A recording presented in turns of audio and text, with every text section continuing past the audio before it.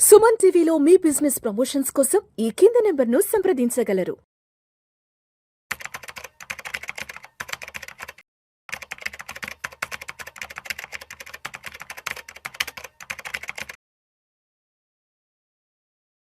నమస్తే, welcome to Vishnu talks. నేను విష్ణు. ప్రస్తుతం నాతో పాటు Kautilya capital founder and trader Ashok Devanapriya garu ఉన్నారు. వారితో మాట్లాడదాం. అశోక్ దేవనప్రియ గారు, నమస్తే సార్. నమస్కారం sir. Welcome to Vishnu talks. Thank you very much for the invitation. So Ashok Devanapriya garu, ఒక 18 years బ్యాక్ 2008 డిసెంబర్ ఆ టైంలో నాస్డాక్ లో ఒక పెద్ద స్కామ్ ఒకటి బయటకు వచ్చింది. 65 billion స్కామ్ ఒకటి ఏదో బయటకు వచ్చింది, గుర్తుందా మీకు? ఎస్. ఒక్కసారి దాని గురించి ఒకసారి డీటెయిల్ గా ఎక్స్ప్లెయిన్ చేయగలరు? నాస్డాక్ స్కామ్ గురించి. ఈ స్కామ్ పేరు వచ్చి బర్నీ మ్యాడాఫ్ స్కాండల్. బర్నీ మ్యాడాఫ్ పోన్జీ స్కీమ్ అని చెప్పి ఈ స్కీమ్ మీద ఒక నెట్ఫ్లిక్స్ లో ఒక సూపర్ వెబ్ సిరీస్ కూడా వచ్చింది. It's called Madoff the monster of Wall Street అని చెప్పి. ఈ ఒక scam one of the world's biggest scam and one of the world's longest scam also. 40 ఏళ్ళు ఈ స్కామ్ ని పుల్అవుట్ చేశాడు. 40 years రన్ చేసాడు. 40 ఏళ్ల పాటు ఈ స్కామ్ ని లీలాజాలంగా, అనాయాసంగా, ఆరాముగా, ఈజీగా, కూల్ గా, నీట్ గా తోసుకుంటూ పోయి మోస్ట్లీ ఇంకో 20 ఏళ్ళు తోసేవాడు. కానీ అప్పట్లో సప్రీం క్రైసిస్ వచ్చింది. అమెరికా హౌసింగ్ బబుల్ బ్లాస్ట్ అయింది. అప్పట్లో ఎక్స్పోజ్ అయింది. స్టోరీ మొత్తం ఇంతే. వాళ్ళ మామగారు కొంచెం రిచ్, పెళ్లి చేసుకున్నాడు. షేర్ బజార్ పిచ్చి ఉండింది. ఏం చేశాడు, ఒకరోజు వాళ్ళ మామగారి ఫ్రెండ్స్ ఒక ముగ్గురిది డబ్బులు తీసుకున్నాడు. మీ డబ్బులు నాకు ఇవ్వండి, నేను మేనేజ్ చేస్తాను, ఇన్వెస్ట్మెంట్ చేస్తాను, దాన్ని బాగా ఇన్వెస్ట్ చేసి మంచి ప్రాఫిట్ చేసి మీకు రిటర్న్ ఇస్తాను అని చెప్పి తీసుకున్నాడు మామగారి ఫ్రెండ్స్ దగ్గర, వాళ్ళ ఫ్రెండ్స్ దగ్గర. కానీ ఆ డబ్బులు మొత్తం పోయినాయి. ఒక రోజు ఏమైంది, మామ దగ్గర పోయి తప్పైపోయింది మామ, ఇలా ఒక మిస్టేక్ జరిగిపోయింది, తీసుకున్నా కానీ మెయింటైన్ చేయలేకపోయాను, అన్ని లాస్ వచ్చింది అని చెప్తే మామగారు సరే పోన్లే, మళ్ళీ ఇలాంటి తప్పులు చేయకు, ఆ డబ్బులు నేను ఇచ్చేస్తాను, తీసుకో డబ్బులు వాళ్ళకి ఇచ్చేయని చెప్పాడు. ఈ మనిషి వాళ్ళ ఫ్రెండ్స్ దగ్గర పోయి, చూడండి సార్, మార్కెట్ దొబ్బింది, అయినా కూడా నేను లాస్ చేయలేదు, మీ క్యాపిటల్ అట్లే ఉంది, మీ డబ్బులు మీరు తీసుకోండి అని ఇచ్చాడు. ఆ ముగ్గురు మార్కెట్ పడినప్పుడే వీడు లాస్ చేయకుండా పోతే రేపేమైనా మార్కెట్ పైకి వెళ్తే వీడు ఎలాంటి ఒక పర్ఫార్మెన్స్ చూపించగలడు అని ఊహించుకొని, వద్దొద్దు డబ్బులు నువ్వే పెట్టుకో, నో ప్రాబ్లం, నువ్వు మెయింటైన్ చేయి, మేము నిన్ను నమ్ముతాము, ఓకే నువ్వు కంటిన్యూ చేసుకో అని చెప్పి ఆ డబ్బు రిటర్న్ వాడికే ఇచ్చేసారు. వాడు ఉండుకొని ఒక పని చేద్దాము, రిస్కే వద్దు, ప్రతి ఏడాది క్లియర్గా 9% ఫ్లాట్ రిటర్న్ మేము మీకు ఇస్తాము అని చెప్పి ఒప్పుకున్నాడు. యుఎస్ బ్యాంకులలో మీకు దాదాపు 4%, 5% రిటర్న్ ఉన్న కాలం అది డబుల్ ఫ్లాట్. మార్కెట్ ఏమైనా చేసుకొని నేను మీకు ఫిక్స్డ్గా 9% ఎవ్రీ ఇయర్ మీ అకౌంట్కి వేసేస్తాను అని చెప్పి. సో కాన్సెప్ట్ ఏంటి, ఒక మనిషి దగ్గర ₹1,00,00,000 తీసుకోవడం, ఒక ఏడాది తర్వాత 9 లక్షలు ఇవ్వడం. ఇచ్చి విష్ణు గారు చూడండి మీ ప్రాఫిట్, చాలా థ్యాంక్స్, ప్రాఫిట్ తీసుకున్నారు కదా, ఇంకో ₹1,00,00,000 వేయచ్చు కదా, వచ్చే ఏడాది 18 లక్షలు ఇస్తాను అని చెప్పి మళ్ళీ ఇంకో ₹1,00,00,000 మీ దగ్గర తీసుకొని పోయేది. లేదు నా దగ్గర డబ్బు లేదంటే మీ ఫ్రెండ్ రెఫర్ చేయండి. ఇలా 9% ఫిక్స్డ్ రిటర్న్ గ్యారంటీడ్ స్కీమ్ ఎలా వస్తుంది, నేను ఆప్షన్ ట్రేడింగ్ చేస్తా అని చెప్పినాడు. ఆప్షన్ ట్రేడింగ్ ఎలా చేస్తాడు, ఆయన ఒక్క ట్రేడ్ పెట్టలే, ప్రతిరోజు మార్కెట్ అయిన తర్వాత లెడ్జర్ క్రియేషన్ స్టార్ట్ చేశాడు. డమ్మీ సాఫ్ట్వేర్ పెట్టుకొని లెడ్జర్ క్రియేషన్, ఫలానా స్టాక్ ఇక్కడ ఆప్షన్ ఇక్కడ కొన్నా, ఇక్కడ ఇంత ప్రాఫిట్ వచ్చింది, అర్థమైందా? ట్రేడింగ్ అయిన తర్వాత ఇక్కడ డబ్బులు ₹1 కూడా మార్కెట్లో పెట్టలే. ఏం చేశాడు, డబ్బులు తీసుకొస్తున్నాడు, ఇన్వెస్ట్మెంట్ వస్తున్నాయి, 9% ఇవ్వడం, అంతే కదా. సో స్టోరీ ఇంతే, incoming should be more than out going. 9% కూడా 10 ఏళ్ళు మీ డబ్బు రిటర్న్ ఇచ్చే 10 ఏళ్ళ తర్వాతే కదా టోటల్ రిటర్న్ ఇచ్చేకి.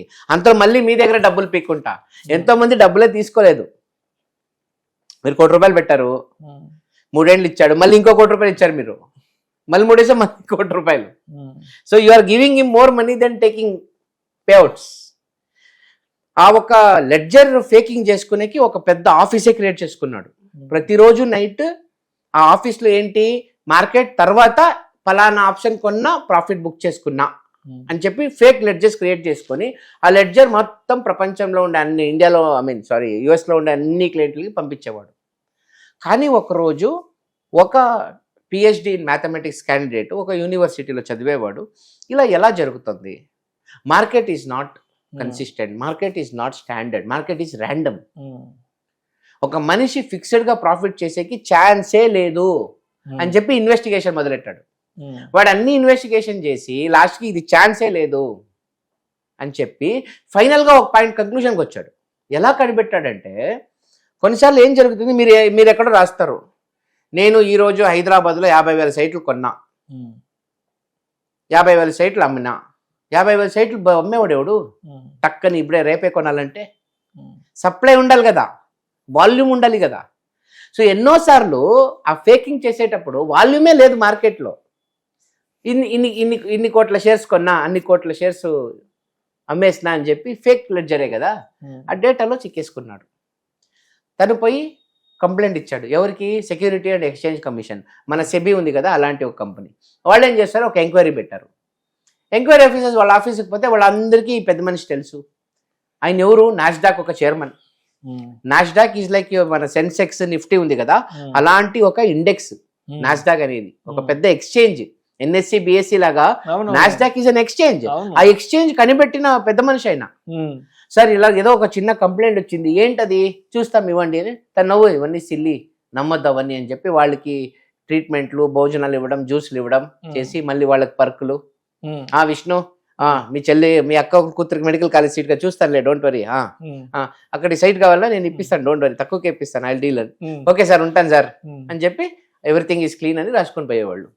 ఇవన్నీ జరిగి జరిగి జరిగి 40 ఏళ్ళు, $65 బిలియన్, దాదాపు 5 లక్ష కోట్లు, అంత పెద్ద స్కామ్ 2008 సబ్ప్రైమ్ క్రైసిస్ లో ఎక్స్పోజ్ అయిపోయింది. ఎలా అయింది?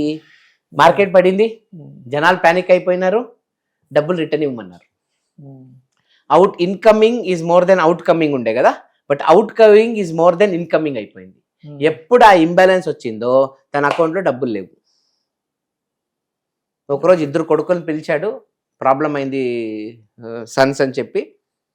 అప్పుడు ఏంటంటే, ఏమైంది నాయన అంటే, ఏం లేదు, అన్ని కథ, 40 ఏళ్ళు నేను జరిపిన ఒక పెద్ద స్కామ్ ఇది, నేను ఈ మార్కెట్లో డబ్బులే పెట్టలేదు, ఇవన్నీ రొటేషన్ చేసుకొని బతుకుతున్నాను.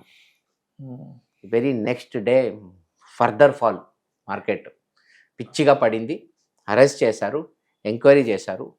లాస్ట్కి అమెరికన్ కోర్టు తనకి 72 ఏళ్ళు అనుకుంటా, 72nd ఇయర్, అతనికి 150-200 ఏళ్ళు శిక్ష వేసింది. అంటే అతను ఎప్పుడో ఆల్మోస్ట్ 1960s నుంచి స్టార్ట్ చేశాడు. 2000 అంటే 1968 to 2008 అంటే 40 ఏళ్ళు. 40 ఏళ్ళు అట్లా ఆ రోజుల్లోనే, ఆ రోజుల నుంచి వాడు ముట్టిన ఇలాంటి క్లెయిమ్ డబ్బులు కాదు, ట్రస్ట్ డబ్బులు టచ్ చేశాడు. ట్రస్ట్ అంటే అక్కడ జ్యూయిష్ ట్రస్ట్ ఆఫ్ అమెరికా, పెద్ద పెద్ద ట్రస్ట్లు, వాళ్ళ దగ్గర కొన్ని లక్షల కోట్ల ఆస్తులు ఉంటాయి. ఆ ట్రస్ట్ డబ్బులన్నీ వాడుకున్నాడు. సో లాస్ట్కి మొత్తం ఫుల్ సర్వనాశనం అయిపోయింది, పడిపోయింది. చాలా మందికి లాస్ వచ్చింది, చాలా మంది సూసైడ్ చేసుకున్నారు. లాస్ట్కి తను జైల్లోనే చనిపోయాడు. కామెడీ ఏంటంటే, ఇంకో కేసు జరిగింది. ఒక పెద్ద ట్రస్ట్కు దాదాపు 1 బిలియన్, ఐ థింక్ 5 బిలియన్ అనుకుంటా, 5 బిలియన్ ఏమో డబ్బులు ఇన్వెస్ట్ చేసుకున్నారు. తను ఒక లాయరు, నేను సపోర్ట్ చేస్తాను, నాకు ₹10 డబ్బు వద్దు, బట్ డబ్బులు రికవర్ చేసి 20% నాకు 1 బిలియన్ ఇవ్వాలి అని చెప్పి ఒక కేసు అప్లై, 1 బిలియన్ మీరు నాకు ఇవ్వాలి ఫీజుగా అని ఒక కేసు డీల్ చేసుకున్నాడు. లాస్ట్కి వాళ్ళు డబ్బులు వసూలు చేసేసి 1 బిలియన్ పీక్కున్నాడు లాయర్. అంటే మనిషి ఎంత గొప్పోడైనా ఫండ్ బేసిక్స్ మనం ఎప్పుడు చెక్ చేసుకోవాలి. పెద్ద బ్రాండు, పెద్ద మనిషి అని ఊరికే చూడకుండా, అనలైజ్ చేయకుండా ఇన్వెస్ట్ చేస్తే ఇలాంటి సమస్యలు వస్తాయి. ఎస్సీసీ పైన అమెరికన్ సుప్రీం కోర్టు తిట్టింది, దే స్కోల్డెడ్ దెమ్. సిగ్గులేదా మీకు? మీ కళ్ళ ముందు 40 ఏళ్ళు ప్రపంచం మొత్తం మమ్మల్ని చూసి నవ్వుతున్నారు. ప్రపంచానికే మార్కెట్ ని ఎలా పెంచడం అని చెప్పించే మనం మన మార్కెట్లో ఇలాంటి ఒక స్కామ్ చేయించుకొని ఉమ్, నవ్వుల పాలు అయిపోయినాం కదా. అవును. అది ఆ మనిషి యొక్క కథ.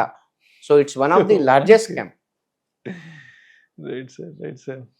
Thank you so much Ashok Devanapriya గారు.